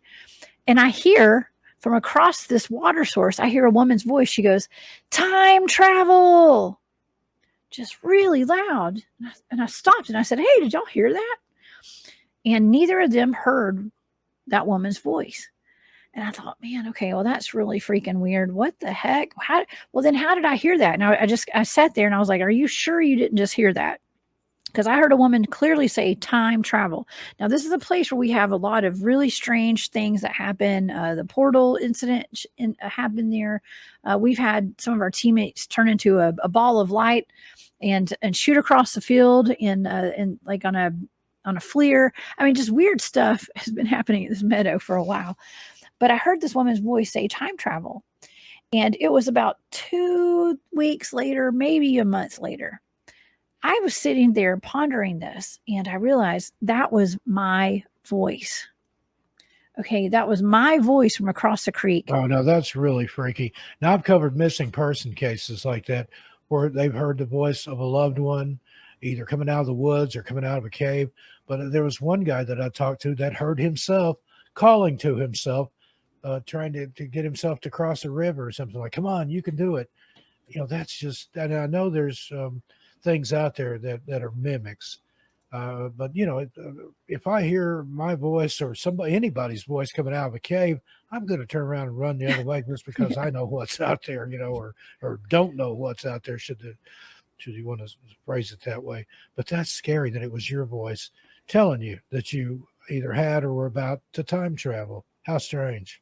Yeah. Well, That yeah. Time travel comes up a lot in my research and just time in general. I'm not sure exactly what it's all about, but I've been focusing a lot on time travel, timelines, timeline shifts, a lot of time. is coming up in my research. And I wanted to kind of backtrack a little bit because you had mentioned what you thought. You thought you heard a car door slam when you were having that missing time incident when you were a kid. Yeah, And something metallic, and that's kind of the only thing I could liken it to was an older car, like 60s, 70s automobile, when they had that nice solid close to it. It wasn't these little doors like these days, but, a slam, big chunk. But yeah, go ahead. Okay, well, we were out at this place in another one of our locations that we do some research in, and we always got as a team, and we got a lot of us go hiking and we do our research out there, and we always have somebody back at base camp that is holding down the radios and just holding down our base camp is what we call it, and it's usually Bob. Bob has passed away. He passed away a few months ago. Grumpy is what we call him. And Grumpy would usually, at some point I started staying back at base camp with Grumpy because we get more activity back at base camp a lot of times when we're out in the field because so much happens there. And one night we were all out doing our thing, hiking around the woods and doing our research. And Bob was back at base camp, and he said that he was hearing a car, it sounded like a car that was driving down the road, and we were out in the middle of nowhere. Okay. But we were, a lot of the places we go, we're able to get our cars there. We'll do some car camping. And there are like roads, like little roads, like little dirt roads and stuff. And he said that he was hearing a car rolling slowly down that road, but there were no lights. So what he did, because he was there by himself, so he got his FLIR out, which is like a thermal imaging device, and he was looking for a car, but there were no cars, right? There was nothing out there. He even walked up to the road. He was looking, and he's a search and rescue guy, former, Navy guy. He's the head of the North Georgia Cryptid field researchers. I mean, just the boots on the ground cryptid field researcher of a lifetime. He's amazing, but if nothing got past him, nothing. And he said that he was sitting there waiting for a car to turn their lights on because he kept hearing it. And the next thing he knows, he hears a car door slam, just like how you described. And he said, but there were no cars out there. He looked up and down that road. There were no cars there. Yeah, see, that was the thing about this. It had been an old farm at one time, but there wasn't anything up in there. I mean, it was literally just woods. There was no place that a car could have been unless it was in the middle of the woods and no way to get up there. That was the weird thing about it, because it was a displaced sound. Creepy. I'm sorry, I didn't mean to interrupt your story, but I just wanted, because that just resonated with me right there. Well, that was resonating with me when you said that about what happened to you, because that was a big deal. And when we all got back to base camp, we actually went hiking down the road, because when we got back, we were also hearing a cat meowing. Okay, and yes, there are bobcats in the woods. I've got could have been a bobcat in both my Strange World book and in my Strange Things in the Woods book. Ghost kittens has been a recurring theme in my life. Really? Yeah. Well, we're going to have to bring you out with us sometime. You need to come, go do some cryptid research with us. You'd fit right in. We were hearing a cat, and we all kept hearing it. I haven't in a long time, but yeah, I've run into elementals and water sprites and fey spirits and all kinds of things. Had a couple of brushes with Bigfoot, but that's a story for another time. Well, I don't know about you, and I know you've covered a lot of stories and stuff, and people who have had missing time and abduction experiences. Sometimes it runs in the family. And so I have a quick story to tell, because back in the 1980s, my great-grandmother, of all people, great-grandmother, and my great-aunt were riding down the road. They were in my great-grandmother's vehicle, and they were driving down the road in northwest Georgia. It's in a place called Rome, Georgia. And they were on a country, like a highway out in the country, and they were driving. They said, and they never talked about this a whole lot. I had to ask them about this because somebody else in my family had told me. And these are two very devout Christian women. They both passed away since this happened over the past 10 years. But they had a story that they attributed to angels moving them out of harm's way. However, they were in their car driving down the road at night. They said that a light came down from the sky. It enveloped their entire car, And they said they looked up and they saw light. It was emanating from directly above their car. They said the next thing they know, they were 2 counties over. I believe they said 2 counties over. It was 20 miles down the road and over an hour had passed. But it was in an instant, and they don't know how they got there and why it was so far ahead in time.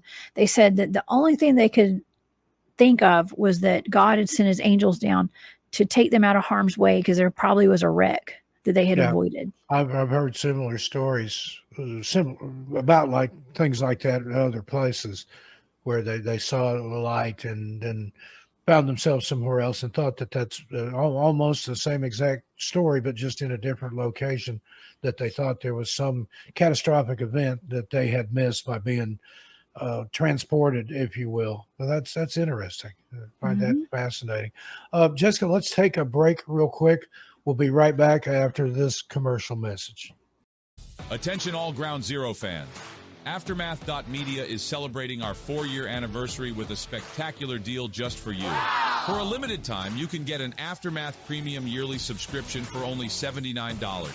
That's right, just $79 for a full year of exclusive content, ad-free listening, and premium features. Dive into a world of incredible stories, top-tier journalism, and the best in entertainment. Whether you're a longtime listener or new to Ground Zero, this is the perfect time to join the Aftermath family. Don't miss out on this amazing anniversary special. Visit Aftermath.media today and sign up for your Aftermath Premium yearly subscription at just $79. But hurry, this offer won't last long. Celebrate with us and elevate your media experience to the next level. Aftermath.media, the ultimate resource for parapolitical and paranormal fans. Visit Aftermath.media and subscribe today. That's Aftermath.media.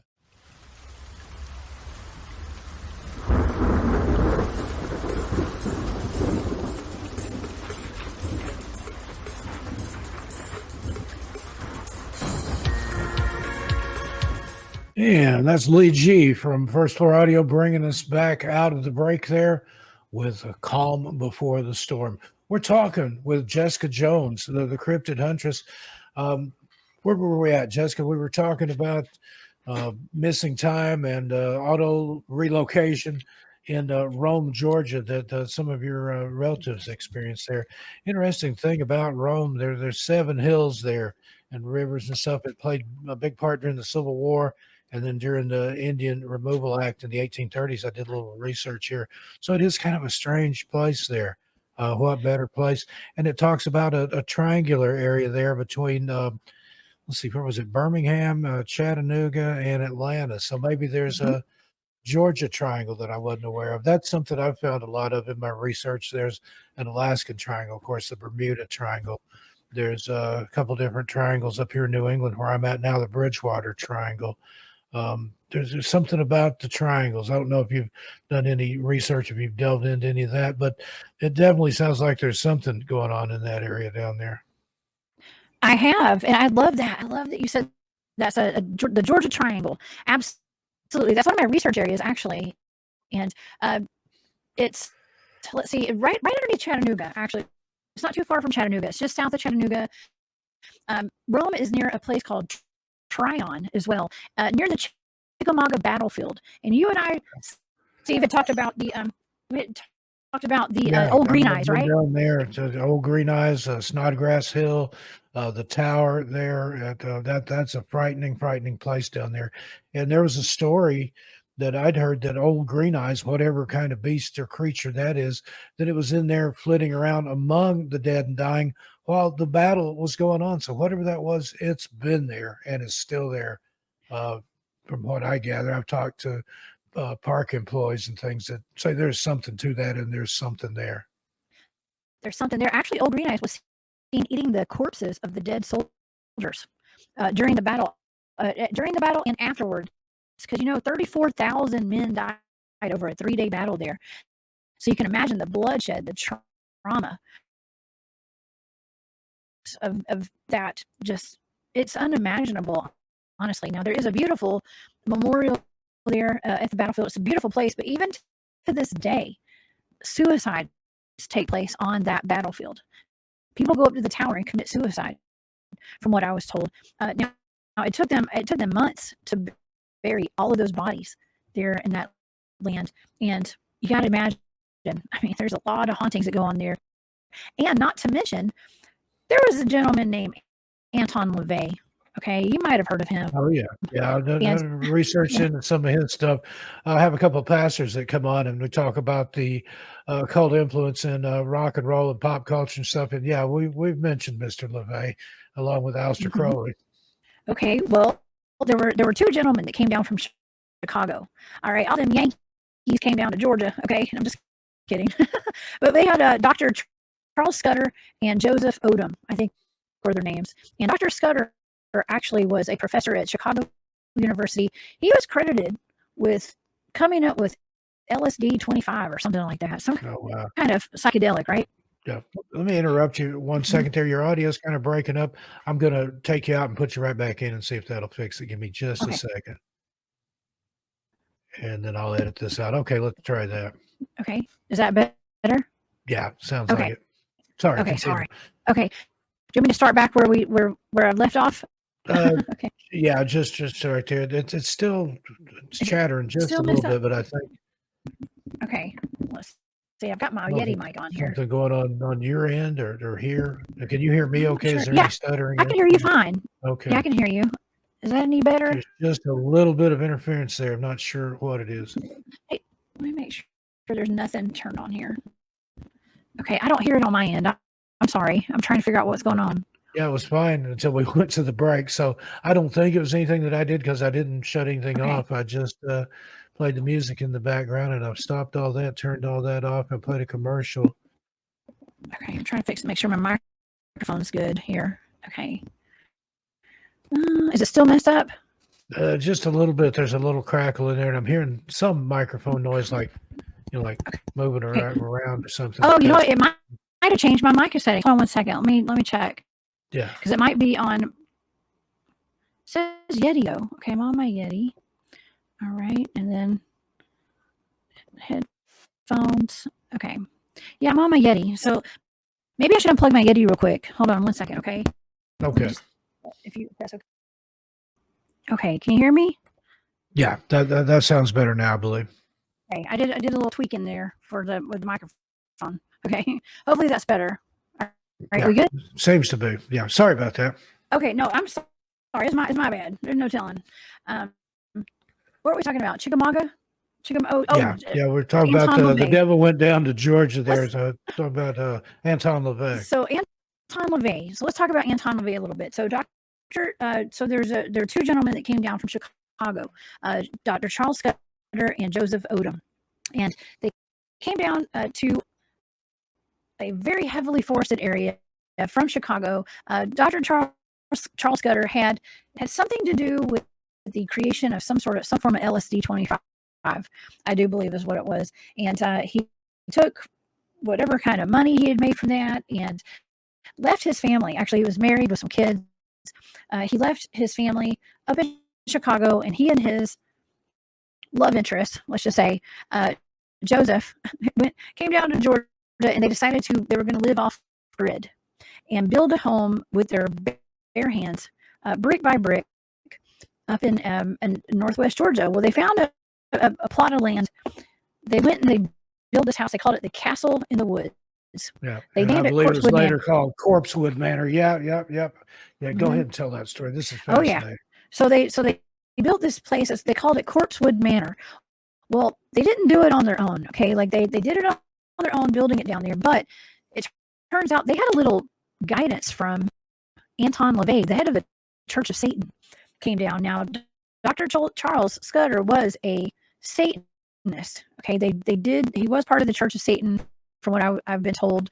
I think that he kind of denied it. And he was like, I don't worship the devil. I just worship myself, basically is what he said. Now, it was really odd because Tryon, if you know anything about North Georgia and small towns, it's like Mayberry.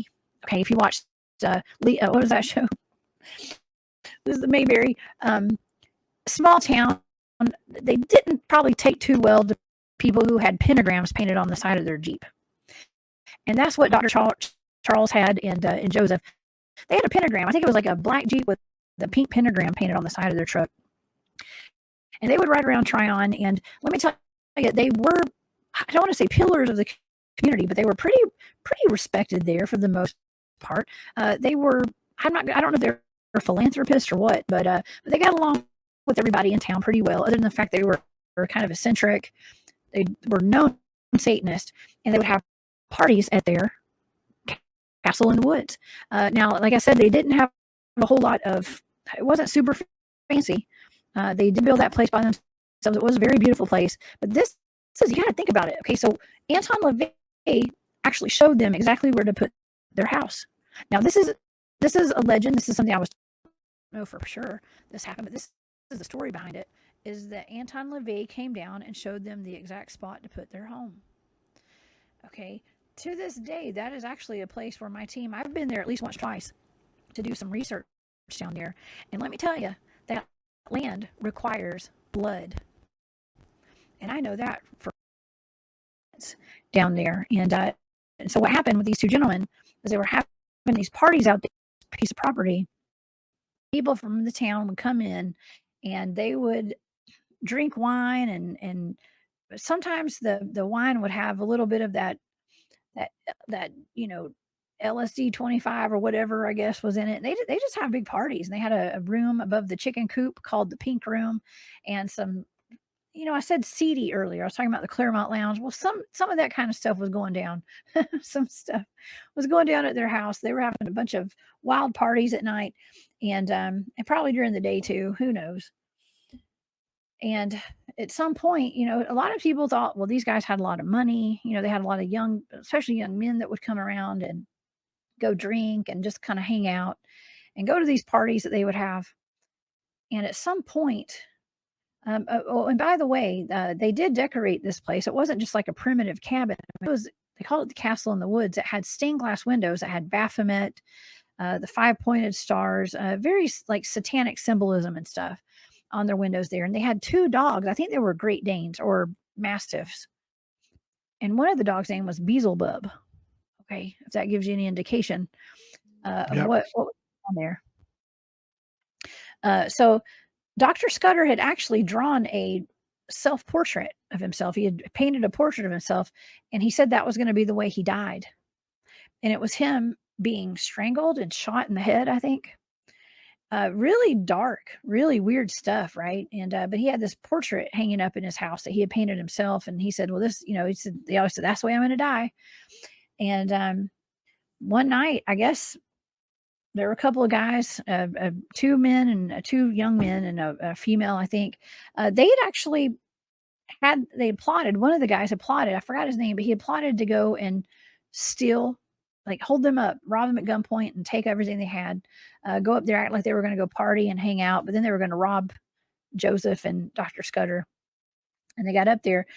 Things went completely south when they got there, and the guy ended up killing both men and their dogs. And it was a gruesome unaliving up there, and it was really bad. The guys went on the run. There's just a whole story behind that, but it made national news. Okay, this was a big deal when this happened, and it turns out Dr. Scudder did die the same way he had painted himself dying. Okay, well, of course, months later, after all this went down, and there was that brutal unaliving there by the 2 men and their 2 dogs, the town was pretty, taken aback by all this, and they called it Devil Worshippers Mountain. Okay, so this place had become known, and it's still known to this day as Devil Worshippers Mountain. And somebody went in there eventually and burned it to the ground. So this piece of property there has been burned down. It's only the ruins are left, and there is a pink gargoyle. There's a gargoyle. There are gargoyles all over that place. Okay, it was actually quite beautiful. Now, I went there a few years ago. It was about 10, 11 years ago with my team, the same guys that I was out there I do the Bigfoot research with. We went up there for an investigation. And we got there. We set up our recorders all over the place when we got there. We're all trackers. We've been trained in tracking. Those guys are been tracking their whole lives. And we could see when we got into this place that it looked like a herd of elephants had run out of there all at once. And see, here's the thing about this place is that the locals, it's a kind of a place where the kids, the teenagers, will go up there and they'll go to do a seance or get scared or something, just to go see if there's any ghosts in the woods, any boogers, any kind of cryptids. Well, we do get a lot of cryptid reports from that area. We get dogman sightings, werewolf reports, and Bigfoot as well. But we could tell that somebody had run out of there quickly. A bunch of people had. Not surprising, but when we got down to the actual ruins, and that's the chicken coop right there. The pink room is on the top of that. In that picture that you're showing right there. The pink room was up there. They had a ladder that would go up to that top floor where they had a bunch of the parties.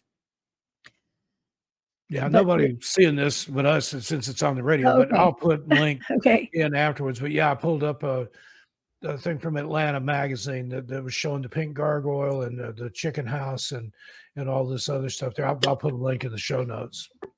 Oh yeah. Yeah, it's worth looking into. It's an interesting story. But when we got down to the house, where the house was, we gone there earlier in the day. We put up some recording devices and stuff, and we were looking around when it was the daylight. And it was so eerie because there were obviously rituals being done there actively, like recently, lots and lots of rituals. And I got to assume it's satanic rituals. There was blood everywhere, Steve. Blood splatter. There's blood splatter, just like a pool of blood and blood splatter. There was a mattress there, a mattress on the ground. There were clothing items, women's clothing, and pictures of women and men and families all over the place. I mean, it just did not give me a good feeling at all. I didn't like being Sounds there. very, very unnerving. It was terrible. It was terrible. I really don't care to go back there anytime soon. But it was cool going as an investigator back then, but there was so much blood. And, my team, we were like, well, there were only like 4 or 5 of us there. And we kept saying to ourselves, well, it's gotta be chicken blood, right? It's gotta be chicken blood. It's some sort of ritual. Let's just assume this is, animal blood or fake blood is what we were hoping.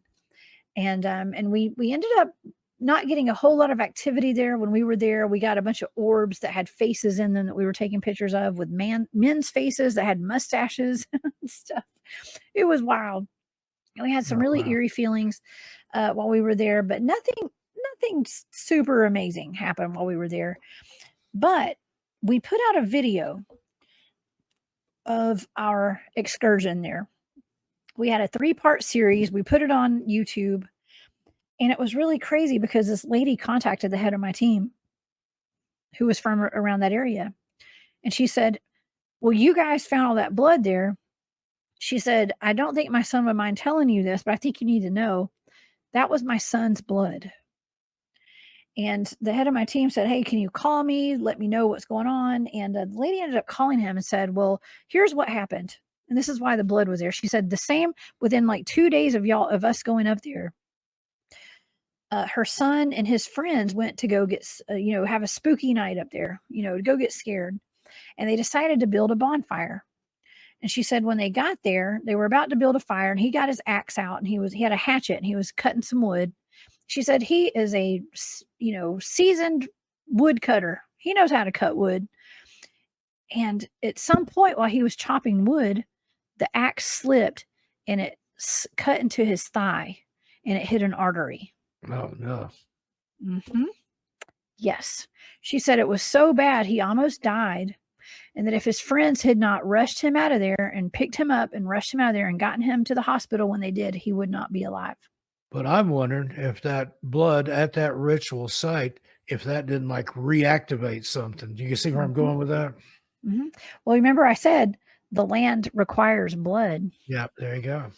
They're going to get it. The land's going to get their blood no matter what. So when you go to places like that, anyone who's listening who goes to haunted locations, don't get a hatchet out if you don't have to, please. Okay, please don't, because the land requires blood. And if you're out there with a knife, a hatchet, a gun, whatever you got, there's a chance that you're going to have an accident out there. Just saying. Wow, where's the wisdom? There's something to live by there. Yeah, and just me personally, anything that has any demonic or devil connotations or stuff, I tend to shy away from that stuff. My Right. older brother, my only sibling, he was 17 years older than me. I was a late in life, unexpected baby. He passed away a few years ago, but he was a Pentecostal minister, and a part of his ministry was a deliverance ministry. Now, I didn't attend any of these services. Again, I was afraid of it. But he had services where they would cast demons out of people. My thinking was being, well, when it comes out, it's got to have somewhere to go. In the Bible, Christ cast them into the swine. The swine jumped off into the ocean. I didn't want to be around for that. So if they were going to do that sort of thing, I would leave. But I tend to shy away from anything like that.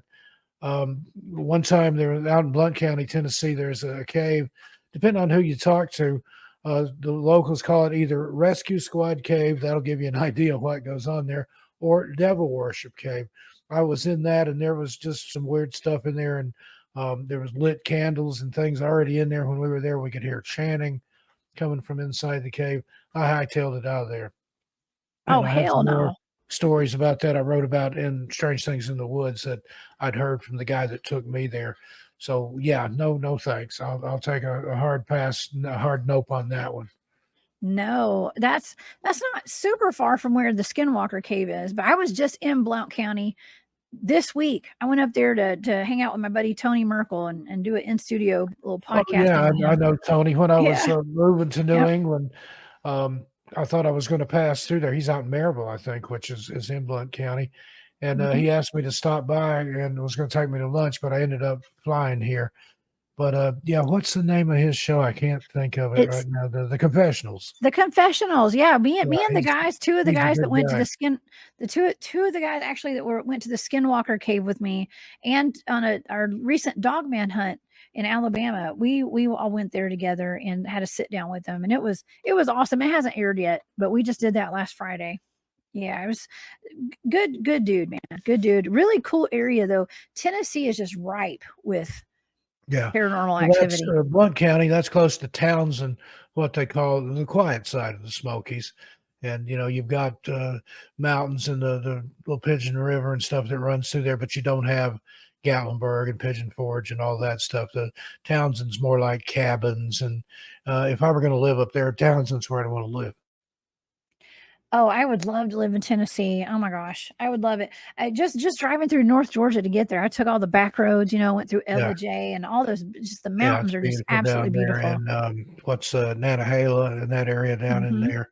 But yeah, that's one of the places we're looking at. We're kind of looking at Middle Tennessee over on the Cumberland Plateau, Fentress County, Jamestown, that area. It's up near the Big South Fork National Recreation Area, which on the Tennessee side across the Cumberland River there from Kentucky, but that's also LBL area, when you get up in there. Now, do you know Elijah Henderson? He's supposed to be on this show at some point. He and his sister were on with Cisco and I one Monday night, and they were talking about Dogman and what they've encountered. He lives in Indian Mound, Tennessee, which is just right up on the border there near the LBL. I've not met Elijah yet, but I do have several friends that live right there at the LBL. Now I know of Elijah, and I'm a fan. Okay, I would love to meet him one day and go out to the LBL with them. But I do have I have a very good friend of mine, Mark Maychek, is up there, and he's been on my show several times. He's co-hosted with me on my show. His that's his research area, and he lives right there on site pretty much at the LBL. He's actually told me some stories about having he's had a couple of dogman encounters. One of the dogman encounters he had there at the LBL, as a matter of fact, he thought he was looking at a deer, but it turned out to be a dog. It was a dogman that it looked like a wolf, but it had paint smeared down both sides of its face, like paint. That's freaky. Just thinking Yeah, about. at the LBL right there and on this on Yeah, site. I was right supposed to outside. go up there. Josh Turner had the first Dogman convention a few years ago, and I was going to be one of the speakers. And then my ride ended up getting COVID, and I didn't get to attend. But I was going to stay in the LBL. They had the conference in Paris, Tennessee. If you've ever been up there, that's a beautiful area. And they have a little representation of the Eiffel Tower and stuff there. But I found out a few years ago, I went to a UFO conference in San Francisco I spoke at with Dave Scott. He was my opening act. And I found out that you don't stay at the venue because no offense to UFO people, but you pestered me to death. I couldn't get out of my room. There was people waiting to talk to me, want me to sign a program or do this or post for a selfie. So when I was going to go to the first annual Dogman conference in Paris, Tennessee, I actually booked a hunting cabin up in the LBL. And I would rather face Dogman than some of these crazy fans. And again, no shade on anybody. I love all my people, but I like my privacy too. When I'm on stage, that's for the folks. But when I come off stage, that's me, my private time, especially now that I'm married and got a baby on the way and stuff. No offense, people, but please respect my privacy.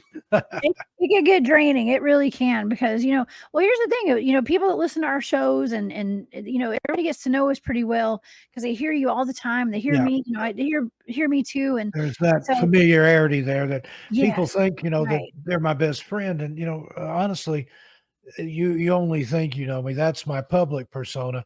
I'm actually a very shy, very private person and have always been that way. Now you can't tell it, got almost 500,000 subscribers across all my YouTube channels, but I keep myself to myself. I've always been that way. Oh yeah. But you have, you're down to earth. Okay. That's what I'm trying to say. You're down to earth and everybody, it has a connection to you and you're making a big impact on a Yeah, lot of people people, feel Steve. that connection. And so, There's people that yes, listen to me to go to sleep. There's people that have panic and anxiety disorder, that have PTSD, that have chronic pain, fibromyalgia, and my voice helps them. God bless them. I'm glad it does. totally. And I've had people say, I hope that's not insulting that I listen to you to go to sleep. No, have at it. I'm doing what I feel led to do, and if it helps you in some way, I mean, the missing. That's the main thing. If I can bring one person home or give one family closure, I'm doing what I'm led to be, let them feel like I'm led to do. But if my voice helps somebody relax or forget about their pain or their troubles, then right on. Use me, Lord. I'm a vessel. Well, I love that you do that. And, and that reminds me that that's part of why I've been trained in remote viewing is to help solve some of these cold cases and missing persons cases. And I've gotten those throughout the years. I get these high priority targets sent to me and all I'm given is a set of numbers and I'm trained to like go in and take those numbers and extract a whole bunch of data out of them. And I've been able to locate some people and some bodies and stuff. And I got to tell you you do your missing shows about, I'm going to say 95 at least or more percent of the people that I have been tasked with locating who are missing or there was a cold case have been deceased. Okay. So Yeah, I don't and know. sometimes I don't know what it is, but just a photo of the people. I mean, obviously the photo was from when they were alive, but there's something about the eyes. A lot of these people, and I hold out hope against hope, for the families. But sometimes I could just tell. I look at that photo, I look at their eyes, and I think that person's not in this world anymore. Mhm. And but I think that's fascinating that you have helped locate people. And I think they should, the law enforcement search and rescue should use that more. I mean, well, it's worth a shot. And the only one I've ever had that really disturbed me like that, there was a little boy that went missing just outside of Portland, Oregon, called Kyron Horman. And I've got my own opinions on that, what I think happened to him. So, but I had a dream about that little boy, and I saw where the body was. I saw where it was hidden. It was in a corrugated iron pipe, wrapped in plastic and weighted down with rocks. But it was on Savi Island, which is private property. There's farms and things over there. There's they have a corn maze or something over there seasonally, and I wanted to get over there and look for him, but I couldn't. And I don't know, I moved away from that area, but I still think I know where his body's at, and I've sent that message out to people that could go look. But as far as I know, he's never been found. But that's frightening. That's the only one that I've ever really had anything like that I think might be precognitive. Could it be just a dream from that case? Maybe, but who knows? I'd like to go look. Yeah, it's so sad. It's a tough job, and I don't get paid for any of this. Okay, so I'm not getting paid. I do this because I love to do it, and that's with the research. That's with the investigations. That is with the remote viewing of missing persons cases, and there is some satisfaction that does come out of helping families, especially when it comes to missing children, missing loved ones. Really, in the end, everybody just wants closure to know what happened Yeah. to their loved ones, and if I can help do that in some way, I'm here to do it. Yeah, that's and I talked about that on your show, the Dennis Martin case. That one has haunted me ever since I was a kid. I was just a few months younger than Dennis when he disappeared, and that was a big deal in Knoxville. It was all over the local news, before it went national. But his little face still haunts my dreams sometimes. And he'd be older than me now. I turned 60 last year. He would be 61, almost 62, I think. So, and his father died on Halloween, no less. I guess it's been about 12, 15 years ago now. And he never had any closure. He never gave up looking. He even talked about that. I think it was on the 40th anniversary of Dennis's disappearance. One of the local news channels. And he said, I'm always thinking one day there'll be a knock at the door. I'll go, and he'll say there'll be a nice looking young man there. And he'll think, oh, great, another reporter. I open the door. Yes, can I help you? And this young man will say, Dad, it's me. It's Dennis. And, that just tears my heart out because that never happened. And his dad passed away without any closure whatsoever. And I met the man when I was in high school, the vocational school that was a part of my high school. We went to where he worked on a field trip, and I saw Dennis's picture on somebody's desk. And I thought, well, that's Dennis Martin. What's going on here? And then when we went back by there, he had came back and was sitting down. And I thought, okay, that's his dad.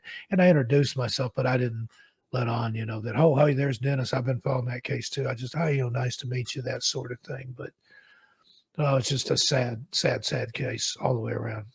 It's so sad. I know, and I have a child. I have a 10-year-old, and I can't even imagine. And there's Can't imagine. thousands and thousands of cases like that out there. That's the crushing part of it. There's so many families, so many disappearances.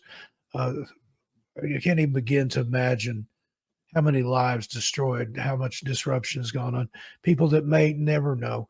And like you said, even if they have some closure, at least you've got a grave that you can visit or an urn sitting on the mantelpiece. But the ones that don't know, that forever hold out that hope that they will be found or something will happen, and the worry that you would go through. Are they safe? Are they okay? Do they have amnesia? Does somebody hold them against their will? Did they leave of their own volition?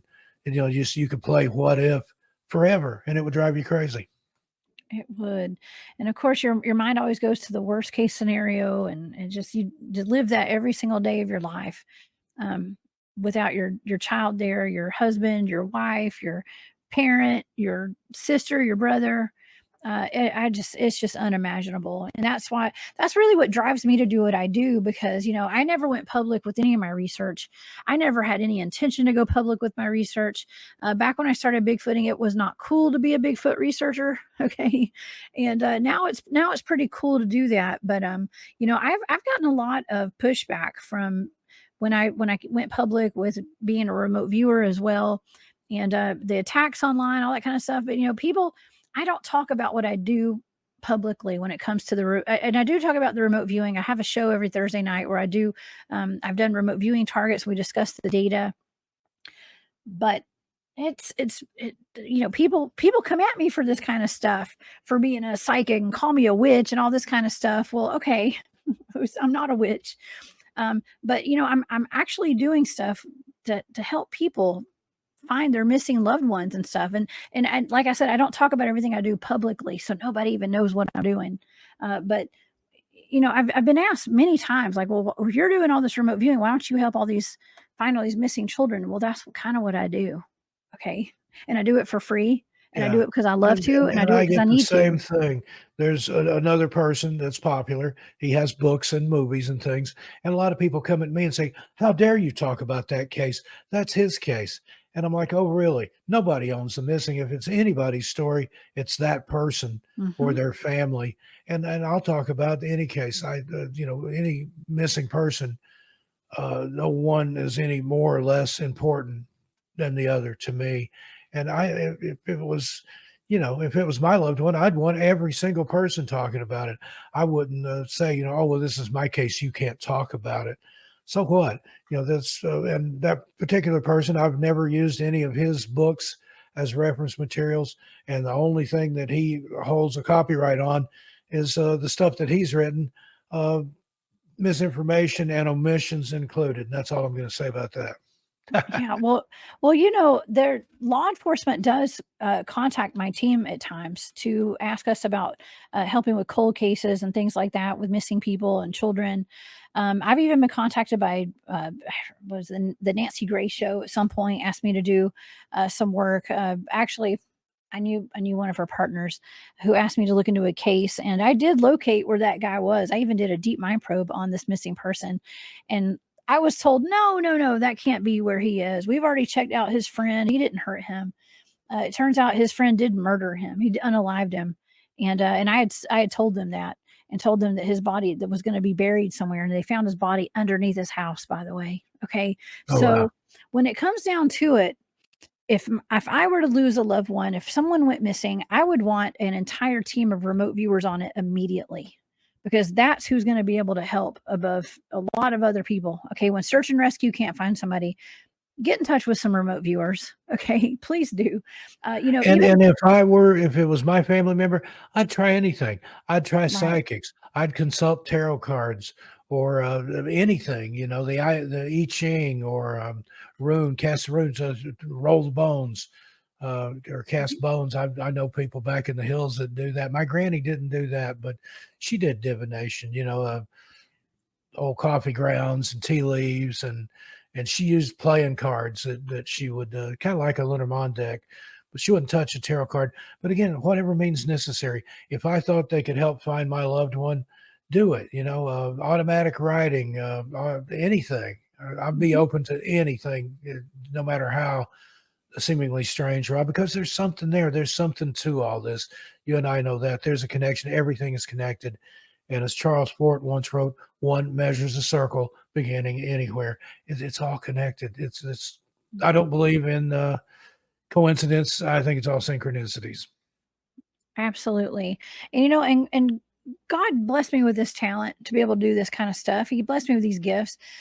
Let me use them, for the greater good of all. If that's what it takes. And the people on my team and there's a lot of people like me, a lot of psychics out there, a lot of just a lot of people that want to help too. Okay. And even my great grandmother and my great aunt who got potentially taken by a spacecraft one night. Okay. And I personally, from my perspective, I think that they might have been abducted. Okay. By ETs or Yeah, that was kind whatever of the took feeling them. that I got. But Yeah. Right. whatever for however reason it happened. And I like to say a skeptic is just somebody that hasn't had the right experience yet. And just Hmm. from my own experience, there's stuff that is so unbelievable and so far out of the realm of what we consider a scientific possibility that it's not. There's no chance. But unless you've been there, unless it's happened to you, unless you're an experiencer, you'll never get it. And people like us can't explain it well enough, but people won't get it. Not everybody will get it until it happens to them. And it's all about perspective too. Okay. Like I told y'all, my grandmother, my great grandmother thought that she had been moved out of the way by angels. I personally think that ETs took them. Okay. I Yeah. do. And I've But got it's a all about video perspective. about that. Are ET's angels? And we've talked about that Mhm. on this radio show before with the pastors from Sound the Shofar Messianic Ministries. I've got a really good video, seasonal video over on 13 Past Midnight that talks about was Mary visited by angels or aliens? And when you put it in that perspective, it's really strange. But I don't know. That's my answer. But yeah, that's it's within the realm of possibility. And was it you that was telling me about experience where three people had an experience? One person saw a Bigfoot and the other two people saw a squirrel. Was that you that Yes. was telling me that? It was 4 people, and it was at a state Yeah. park here in Georgia, near the Georgia Guidestones, where they used to be. The Georgia Guidestones were still there when that happened. They Yeah, they those they were those exploded got months later. unalive, didn't they? Somebody Yeah, blew them up. they did, yeah. Yeah, I was called out of there, I was called up there to, go investigate. The state park ranger had contacted me through a friend and said that they had had, like, 9 Bigfoot sightings in 1 month, and eventually there was some kind of a death had occurred because of a Bigfoot. inadvertently, he said. And so we got up there, and yeah, one of the things he took us, I took a scouting team up there. We spent a weekend, and he took us around the entire park and showed us every single place where they had a Bigfoot sighting or what they thought was a Bigfoot sighting. And one of them did include that. Yeah, there were some hikers, or not hike. I guess they were hikers. They were hiking. They were camping out there. It was two couples, and they were walking back at night from the washroom or the lake or something to their tents, where they had their camp set up. And there were two walking in the front and then two behind. And the two in the front said that a 7 to 9 foot tall Bigfoot had jumped down from a tree right in front of them. Something big and hairy, like a Bigfoot. And it scared the bejesus out of both of them. And they took off running backwards and passed the two people that were behind them. And the two people that were walking in the back just saw a squirrel. Now, I just I didn't know what to make of that. But since I took that report, I have had other people tell me similar reports, and I had never told anybody about that at the time. But I've had at least one or two other people who have reported the exact same thing happening in other parts of the country. And again, that's kind of like Whitley Strieber and his owls. He didn't know until much later that he wasn't seeing owls. It was either a screen memory that his brain had put in there to keep from just shattering his psyche and seeing these gray aliens, or it was something they had put in there, just for whatever means, maybe something covert. And that's what, excuse me, makes me question my experience with the two black-eyed little girls that I saw back in the 90s. In recent years, I've come to the realization that probably wasn't little girls at all. That's just what I saw. Either it was projected in there or my mind did it to cover up. And we touched on black-eyed people earlier. What about that here lately? I've heard people saying black-eyed adults. Just your opinion, and I ask a lot of people this, is that the black-eyed kids that people were seeing back in the 90s? Because those little girls that I saw, they would be like in their 30s or 40s now. Is that the black-eyed adults that people are seeing, or are they a separate entity? What's your opinion, Jessica? Oh, well, see, the person that I saw was an adult, and he had black eyes, and that was back in the early 2000s, like 2003, 2004, 2002, something like that. So it could be, maybe they are growing, but I don't know. Being of a supernatural nature, you Yeah, think, do they age? I've wondered I don't about that, know. but I don't know. That's scary to think about. Yeah, well, I did a show earlier, and we were talking about the vril. Okay, I know this is like a whole other topic right here. We're talking about the vril, and we're talking about like dark matter and stuff, and we're talking about the connection between um, the vril and people being possessed and stuff like that too, and the dark matter. All this stuff is so connected, and it had some kind of connection to the black-eyed children as well. And then I'm sure CERN plays in there somehow, the LHC. Absolutely. And Yep. on your show, we talked about Oak Ridge National Laboratory. They're doing some stuff that connects to CERN. My dad was a scientist out at Oak Ridge National Laboratory. I've heard stories from out there that would turn your hair white. But it's all connected. Oh yeah. Well, they have a program there at Oak Ridge Labs, and that's a place where we get dogman sightings and reports. And there were two people that were actually mauled to death by what it was said to be packs of wild dogs. Yeah. And you heard that there for a while in the news. There was packs of dogs going around attacking people. You don't hear it anymore, but I think it was just cover up for dogmen. I mean, that just doesn't happen. And on Tales Untold, I've got a video over there about some documents that came off of blackvault.com where they talked about animal experimentation. I heard firsthand stories about some of the animal experimentation that went on out there at Oak Ridge National Laboratory. And years ago, the American Museum of Science and Energy, I think it's still there in Oak Ridge, but as part of one of their exhibits, they had some animals smaller animals there that had experiments performed on them and stuff. And, that's not in a very favorable light now. Some of that exhibit and those animals where you could actually see them and interact with them, that's long, long gone. This was back in the 70s. But Wow. it wouldn't surprise me. The whole super soldier thing. And there's something to all that.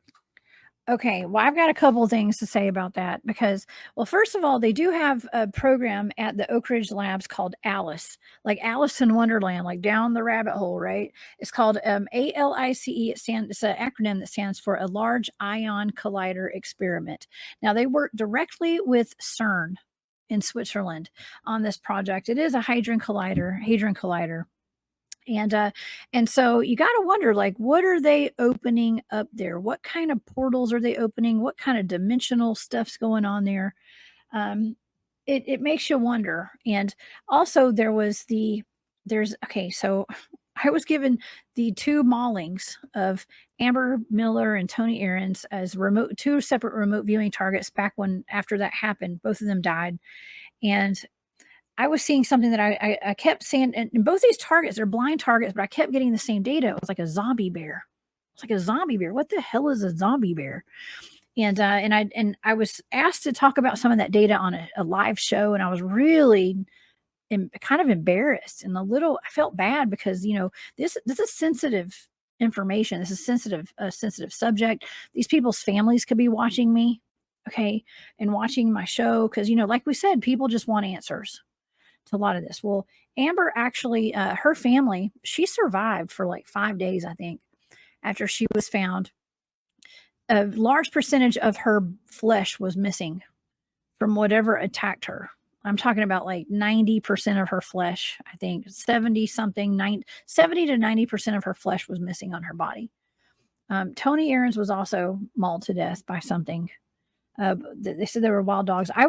When I remote viewed both of them, I kept coming up with zombie bear. Now there was a news article that one of my viewers had sent to me from Israeli News, and it was talking about funding that our U.S. government, our military, let's just say, had gone before Congress to get some funding changed. And this article was about that. Now I still have the link to that show, okay, to that news report.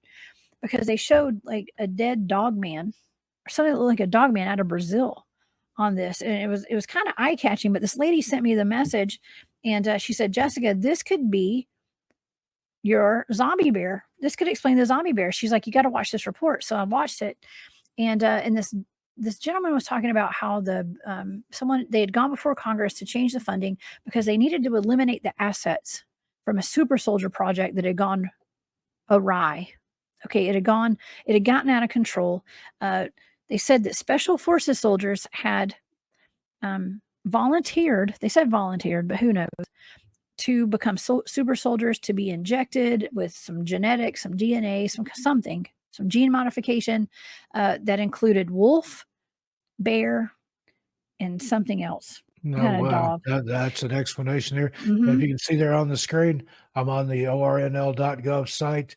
Alice experiment recreates the universe's first split second. And that says Alice experiment at the LHC, the Large Hadron Collider, image credit CERN. There you go. I mean, it's there. Actually there's a media contact here. I'm thinking about getting in touch with this guy and seeing what he has to say about that. Of course, it'd be from a scientific perspective. They're not going to give away any secrets like, oh, you got us, but anyway, well, Jessica, unfortunately, we are out of time here for this week, and I could easily go another couple hours with you. I'd love to have you back on again sometime. We've covered a lot of ground here on this episode of Everything Out There. Just in closing, let the people know where they can find you, please. Thank you, Steve. This has been so fun. I appreciate you having me on tonight. Everybody can go find me on my YouTube channel. That's the Cryptid Huntress. On YouTube. I'm also on Rumble, the Cryptid Huntress. I do have a website that's thecryptidhuntress.com. You can pretty much find me everywhere at the Cryptid Huntress. On X, I am Huntress Jessica. But other than that, I do have live shows over there on my YouTube channel every Wednesday at 1 p.m. Eastern, Thursday at 8 p.m. Eastern, and Saturday nights at 10 p.m. Eastern. You can find me over there. So thanks again, Steve. This has been awesome. My pleasure. It's been fun. And I'll put links to all that in the show notes. So on behalf of Jessica Jones, the Cryptid Huntress, and myself, we'll see you a little further on down the trail. Tell your animals we said hi. Good night, everybody.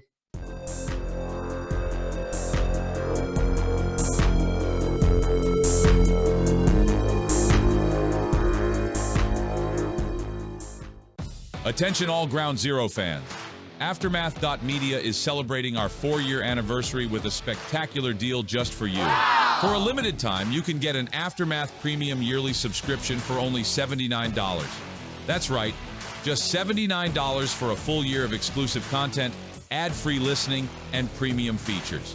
Dive into a world of incredible stories, top-tier journalism, and the best in entertainment. Whether you're a longtime listener or new to Ground Zero, this is the perfect time to join the Aftermath family.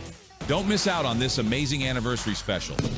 Visit Aftermath.media today and sign up for your Aftermath Premium yearly subscription at just $79. But hurry, this offer won't last long. Celebrate with us and elevate your media experience to the next level. Aftermath.media, the ultimate resource for parapolitical and paranormal fans. Visit Aftermath.media and subscribe today. That's Aftermath.media.